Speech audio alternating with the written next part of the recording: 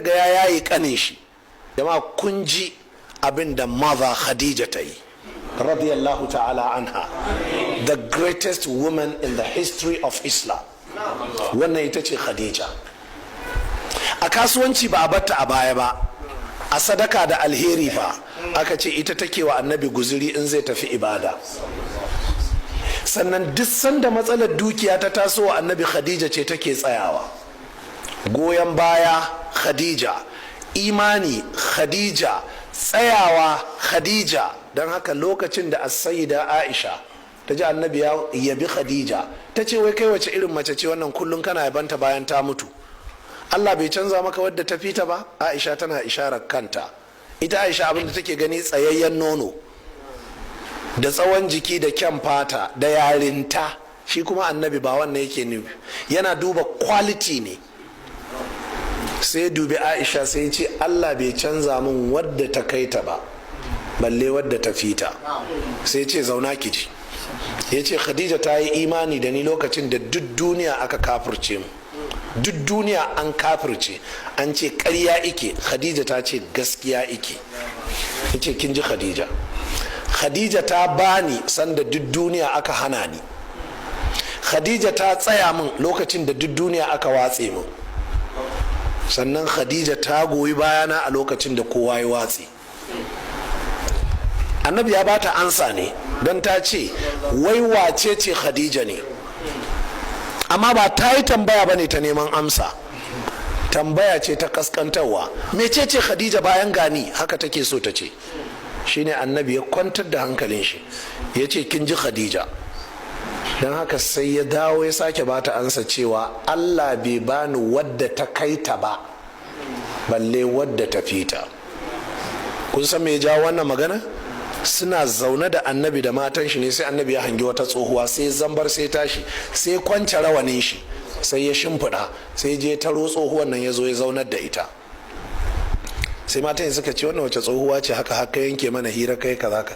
Ya ce kanat ta'atina ayyaman Khadija, kawar Khadija ce, Khadija tana da rai tana zuwa gidanmu. Shine Aisha ta ce wai kai kenan da an yi magana Khadija Khadija Khadija Khadija, wai wace ce Khadija ne? Manzo Allah ya ce kin ji Khadija. To ashe farkon karatu ne nan. Da yamma ta sai manzo Allah ya zo ya kwankwasa wa Aisha, fito. Ya ce Khadija ta yi imani da ni sanda aka kafirce, ta bani sanda aka hana ni, ta yadda da ni sanda aka ki, ta tsaya min sanda aka watse, ta yi kaza. Kin ji Khadija? ta ce eh. Yamma gari ya waye, fito. Sai da annabi ya kwana 30 ya nema ta haka safe da yamma. Ka karanta hadisin, yana nan a cikin Sirru Alamin Nubala da isnadi Hassan. Aisha ta ce in Allah ya so wannan bala'in da na saka kaina, ran da duk annabi ya haƙuri ba zan sake ambatan Khadija ba sai da alheri. To annabi miji ne mai amana, annabi wafiyi ne, annabi mutumin kirki ne, annabi baya cin amana kadan baka da rai. Khadija ta rasu madadin a sa ta a shafe ta a manta da ita.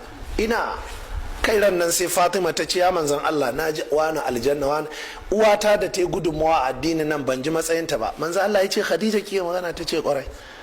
Ya ce ai Khadija albishirinta da gida a aljanna, gidan na karau gold na zinare, sannan babu hayaniya a gidan. Sai aka ce Allah ya wa Khadija sakamako ne da irin yadda take.